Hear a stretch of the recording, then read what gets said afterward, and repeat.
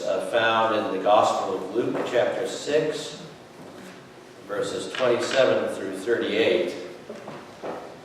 This is Dr. Luke's version of what we call in Matthew the Sermon on the Mount, or this is part of that version, I should say. Only in Luke it's more of the Sermon on the Plain. He's on a flat level area rather than on a mountain. But either way, much of the same teachings that one hears in the Sermon on the Mount in Matthew 5, 6, and 7 is found in this section of the Gospel of Luke. So reading from the 6th chapter, beginning with verse 27. But I say to you that listen, love your enemies. Do good to those who hate you. Bless those who curse you. Pray for those who abuse you. If anyone strikes you on the cheek, offer the other also. And from anyone who takes away your coat, do not withhold even your shirt. Give to everyone who begs from you. And if anyone takes away your goods, do not ask for them again. Do to others as you would have them do to you. If you love those who love you, what credit is that to you? For even sinners love those who love them. If you do good to those who do good to you, what credit is that to you? For even sinners do the same. If you lend to those from whom you hope to receive, what credit is due to you? Even sinners lend to sinners to receive as much again.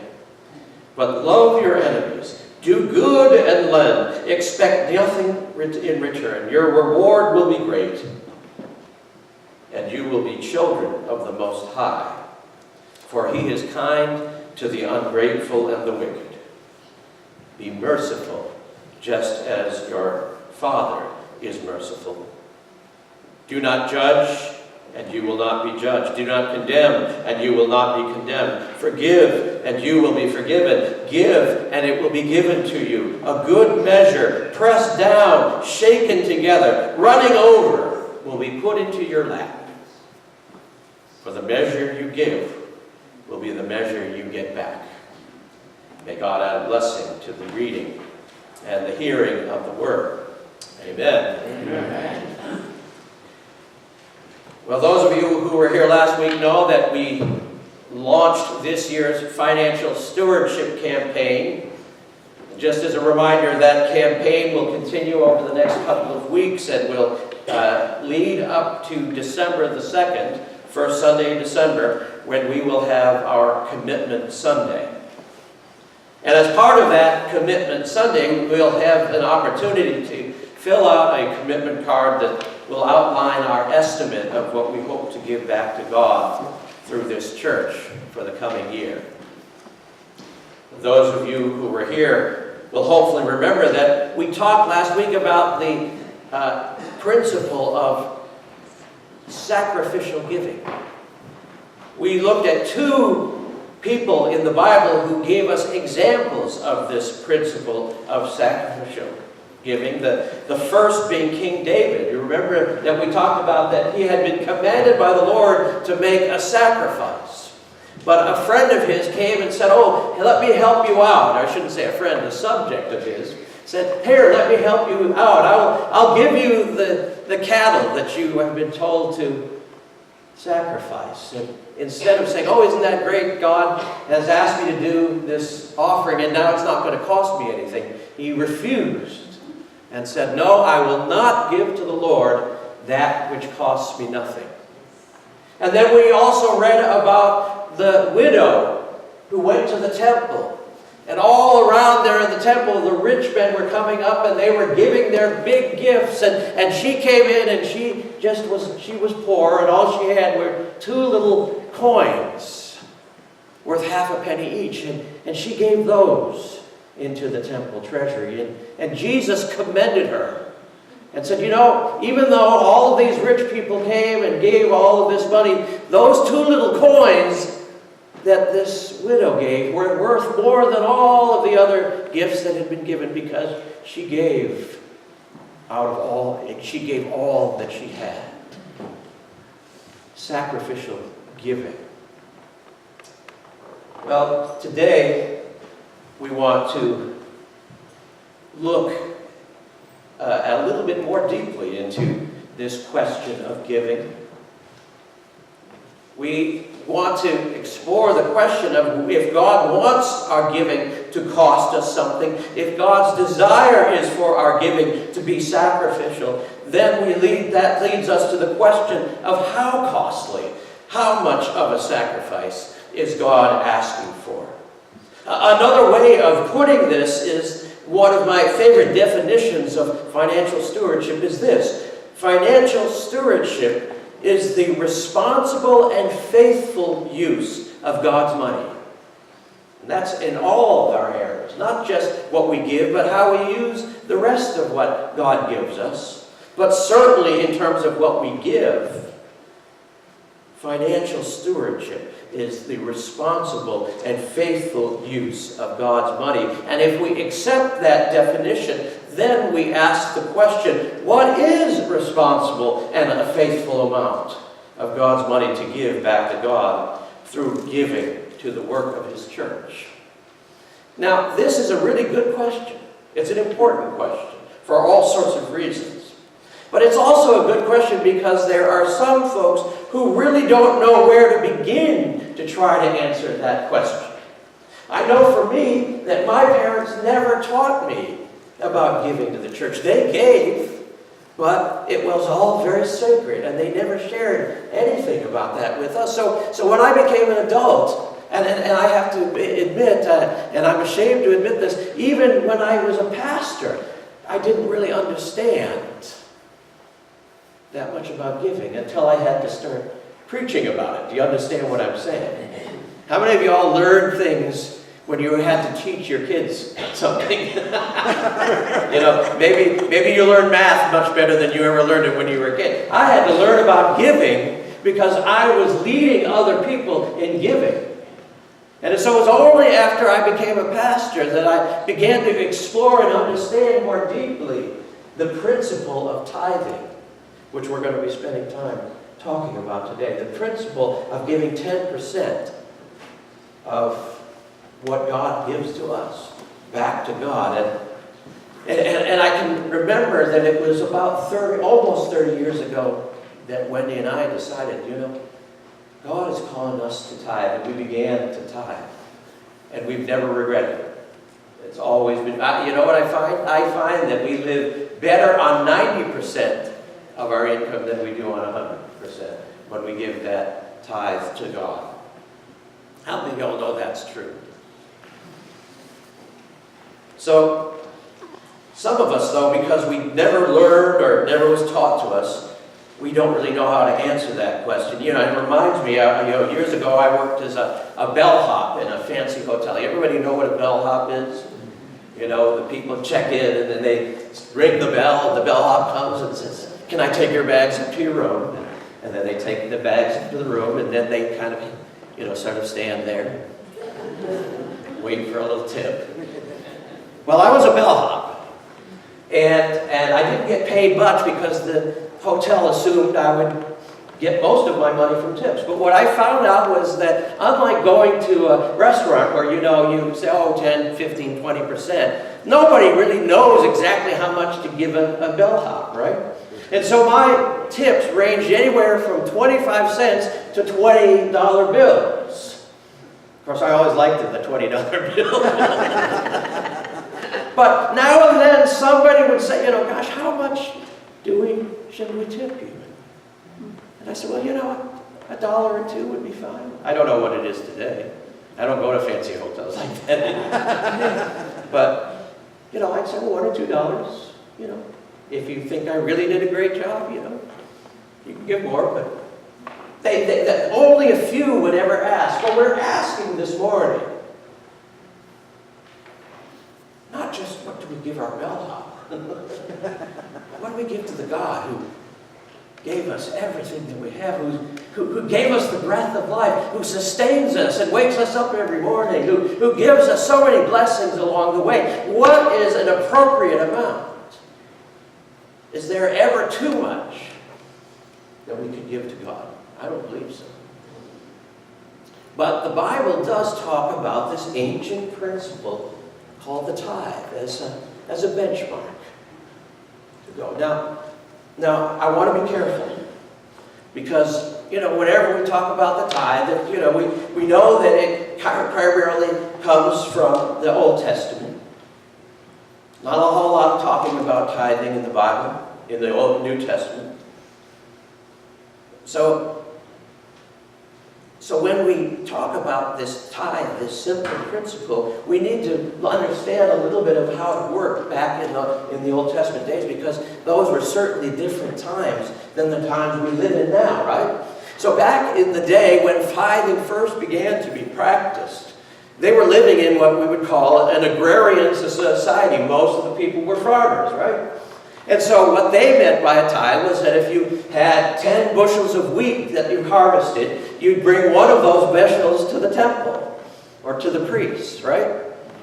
If you had 10 oxen, you would give one oxen to the Lord through the temple and the priests. And sometimes the offerings that you gave would be burned up, and sometimes they would be eaten, sometimes they'd be shared with the community, but you had to give that 1/10 away. And in those days it was a law.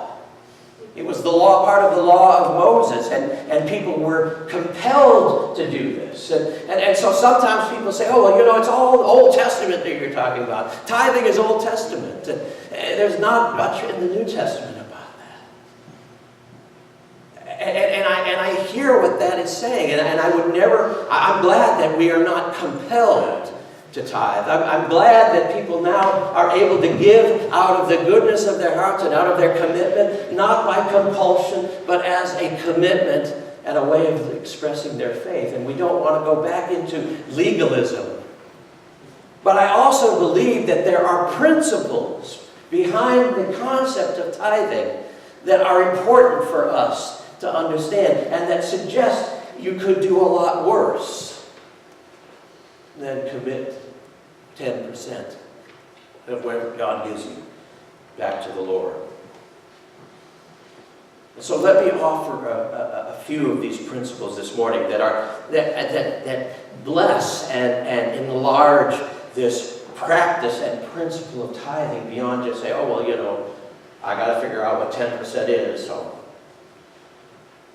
here I do. There's principles, there's life-giving principles that we discover through the practice of tithing. The first of these principles that we discover through this ancient practice is this. Tithing is a way of putting God first in our lives. Let me say that again. Tithing is a way of putting God first in our lives. Now, one of the things that really brings this principle home is the fact that in the Old Testament practice of tithing, it wasn't just any old tenth that was required of the people. Any old 10%. It was the first tenth. Right? Before you did anything else, the first thing you would do would give your produce, the 10% of your produce, to God. Now, I think that prospect, that principle can still be lived out today. One of the practices that I know many people do is they have an envelope, and as soon as they get paid, they take 10% of their pay and they put that in the envelope, and then the next Sunday they bring that to church.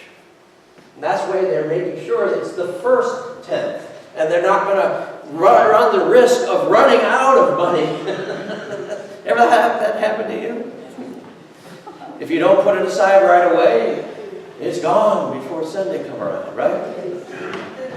It can happen so quickly. Isn't it funny how it works that way? But it's the first tenth that God asks for, not just any tenth. And I ran across a story some years ago that I think really captures this principle.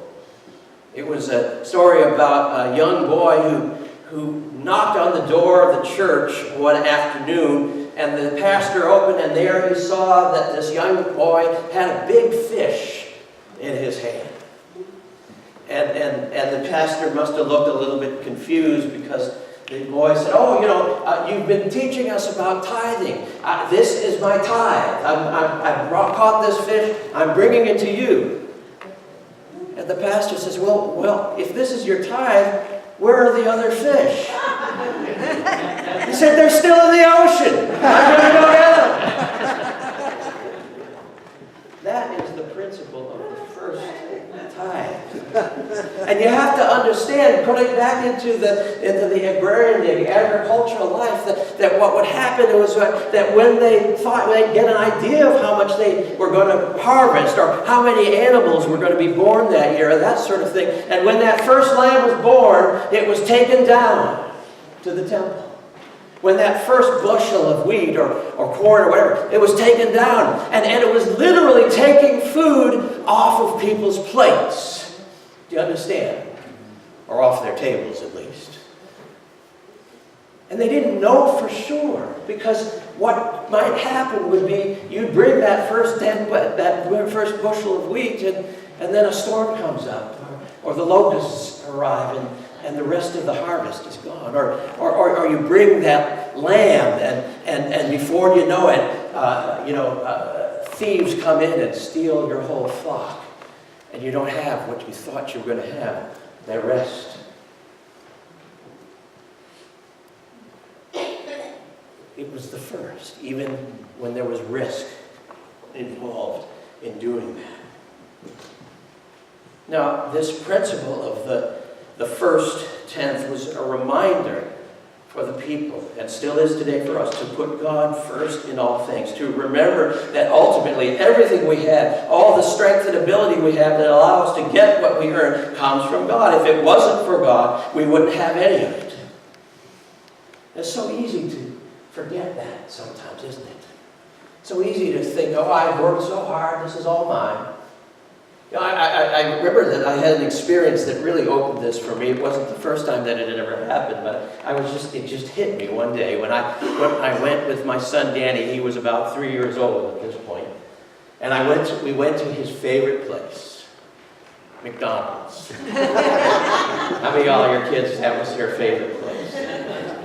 So I take him to McDonald's, if he had been a good boy, and he'd order a Happy Meal, and he'd be eating his meal, and he never ate all of his French fries, right?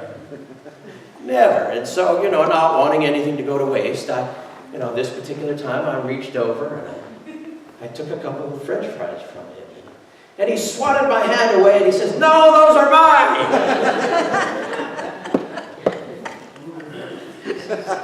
"Oh, you paid for them." They're 3 years old. "Yeah, they're mine." And that's kind of how we sometimes get, God, these are mine. Amen? Amen? We forget that it's all God's in the first place. He's just asking for a couple of French fries, brothers and sisters, what it all comes down to. Amen? So that's the first principle. Tithing is a way of putting God first in our lives. Here's the second principle. Tithing is a way of putting our faith into action. Like I said before, remember that in those agrarian times, it was very literal. You gave the first bushel, you gave the first lamb, with no guarantee that the other nine are going to be there, just like that little boy who went fishing. No guarantee. It was, you had to trust God to tithe. And I think we can still say amen to that for most of us, the vast majority of us, giving 10% of our income right off the top, that's a sacrifice. We could use that money. Or at least we think we could. Give it away before you do anything else, before you take care of any of your other responsibilities. We might understand a little bit of what was going on for those things. It's an act of faith and trust. What's one of the first things that comes to our mind when we imagine ourselves giving sacrificially and significantly to God through the church? We think to ourselves, what if there isn't enough left over to take care of my family's needs? a disaster hits and I need that money that I've already given to take care of that.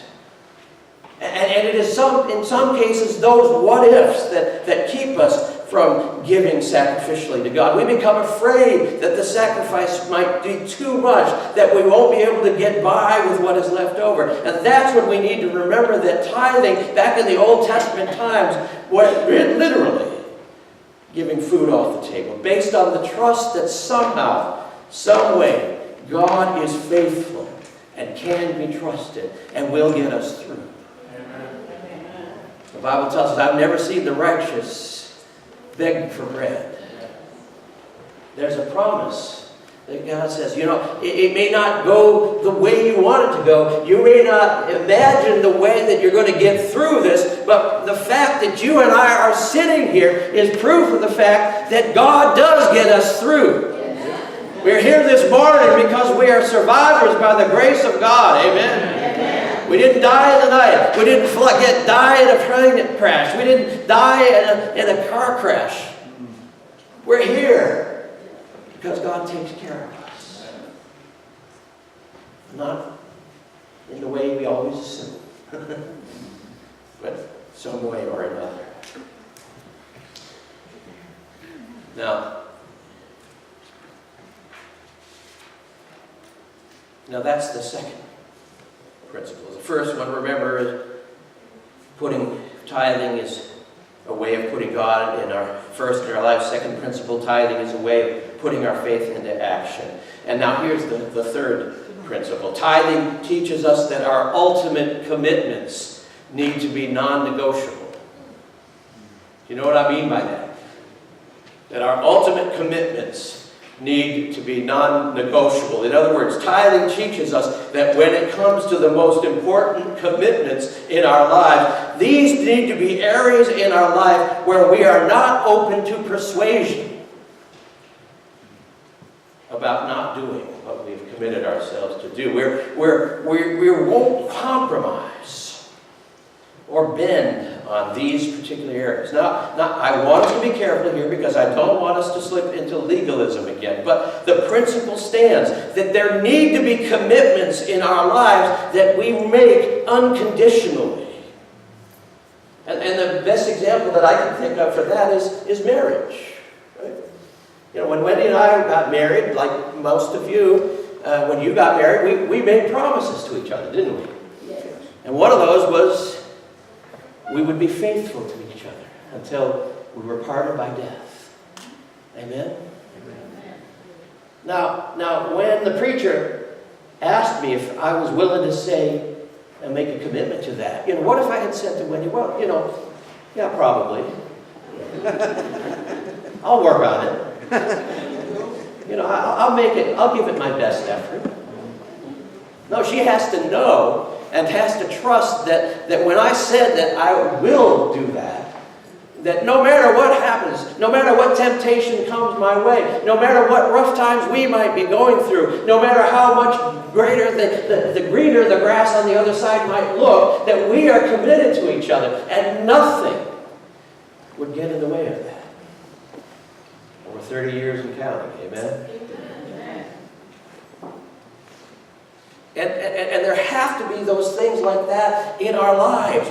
We have to have some things that just is no question in our mind. We're going to do this, whether it's easy or hard. And what I would want to suggest to you this morning is that among those things, among the things like commitment to your family, like telling the truth even when it's difficult, similar to that is putting God first with the tithe. Say, whether it's easy or hard, whether I'm in abundance or whether I'm in want, nothing is going to get in the way of me giving God what God is due. That's a non-negotiable. We make all kinds of sacrifices all the time in our lives, right? We decide we're going to go on vacation. And we're sacrificing some things that we might be able to do back home for our family, right? We buy some clothing that costs $100 versus something that costs $50. And we're saying, well, there's that $50. I'm willing to sacrifice that extra $50. What are we willing to sacrifice for? And I'm inviting us to get to that place in our lives where we say, if anything is going to give in my financial life, it won't be my giving to God. What I am encouraging us to consider is to say, I will compromise how nice of a car I drive. I will compromise how often I go out to eat and what I eat. I will compromise on how expensive a house I will live in, on how much I spend on my clothes or my hair or my makeup. But I will not compromise on how much I give to God. I want to encourage us to get to that place where we see our giving as much of a commitment in our life as being faithful to our partners, to telling the truth, to loving our neighbor, to forgiving those who hurt us. None of those things are always easy, but that doesn't mean that we shouldn't commit ourselves to living them out in every situation we face. We don't say to ourselves, well, I was truthful 75% of the time today, so I guess that makes it all right then for the other 25%. Right? We don't do that.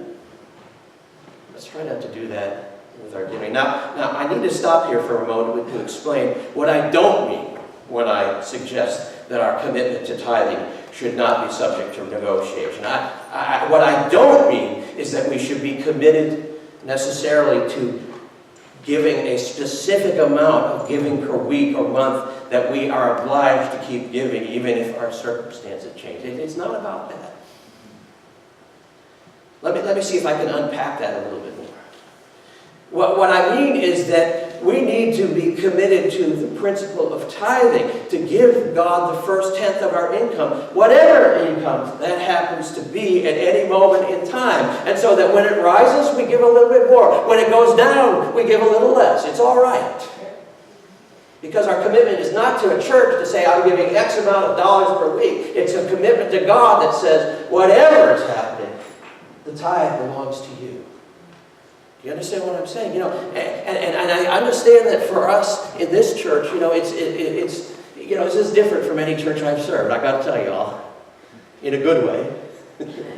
Praise God.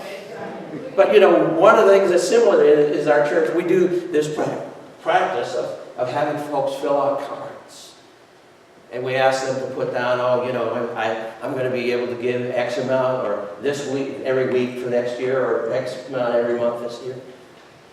And that's always really worked fairly well for Wendy and I, because of course, we have steady jobs and we kind of know how much we're going to get every week, and I have reasonable expectation that I'll be continuing to work all year.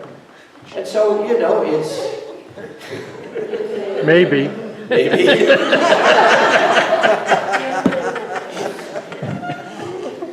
Back to God.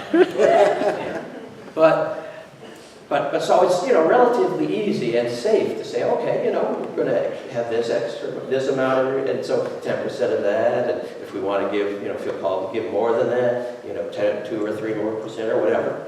Amen. Amen.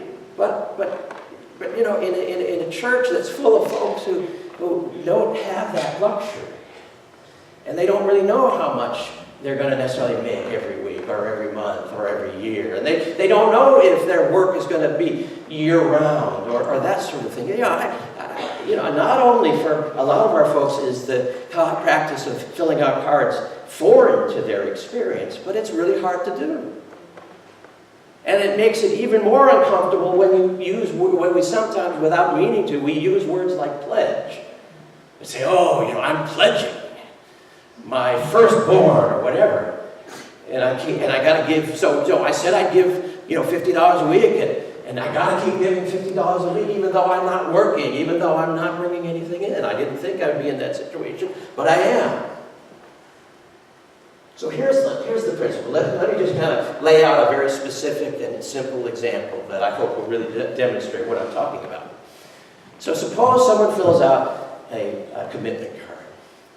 And they say, I bring home $1,000 a week, and so I'm going to give $100 per week to God. That's my tithe.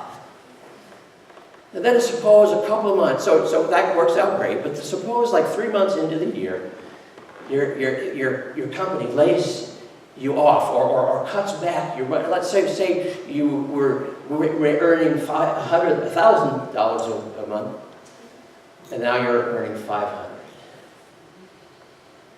So here's the dilemma. You say, oh gosh, I filled out a card. I said I was going to make $50 a week or $100 a week. But now I'm only making $500. It was not easy to give that money when I was making $1,000. Now I'm only making $500. Do I? And there are probably different answers that people would give, but if you wanted to know my answer, the answer to that is no. You don't. Because your commitment that we're asking for is not to the church and not to raise a budget. I mean, yeah, we'll need to raise a budget. And the finance committee will take that responsibility on. But y'all need to make not a commitment to the church to give a certain amount of money because you said you thought you would be able to do that, but a commitment to God that says, whatever I'm doing, little, small, I'm going to give that 10% of that first 10% to God. You know, and by the way, it works the other way too. So suppose you're making $1,000 a month and your boss says, hey, you know what? I'm going to give you a raise. We're going to raise it up to $2,000 a month. Guess what happens then? Then you give them. It's proportional. Doesn't matter what anybody else is giving. Doesn't matter whether you fit into the trends. It's matter that you keep faithful in what God is telling you to do and make that a non-negotiable. Amen? Amen. So, you know, I just want to say further again that I know for some of us filling out those cards is just a kind of a mystery and hard to do. And if you know, if that's the way it is for you, you don't need to fill out a card. Actually, I know what I think you know what I think we should do? Maybe we'll do it. Put something on their card that just says, a little box that says, I commit myself to tithe. Just say, put that. If you can't put anything else, that's all right. It might drive the treasurer and the... that's a small price to pay, amen? I got to tell you a story. I got to tell you a story. Now, this isn't one about less. Because but it is a story about, or Rosemary for that matter. It's more about Rosemary than it would be for Les. Okay. Because she's our treasurer.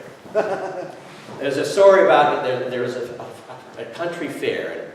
And there at the country fair, there's one of those booths that you can go and you can hit a big hammer. Oh, yeah. And the ball goes up, and if you hit it hard enough, it rings a bell at the top. You ever seen those, what I'm talking about? Yeah.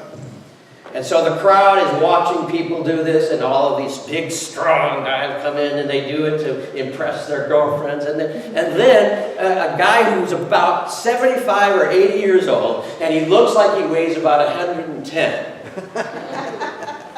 And he comes up, and everybody says, oh, he's never going to ring that bell. And so he takes the hammer and he brings it down, and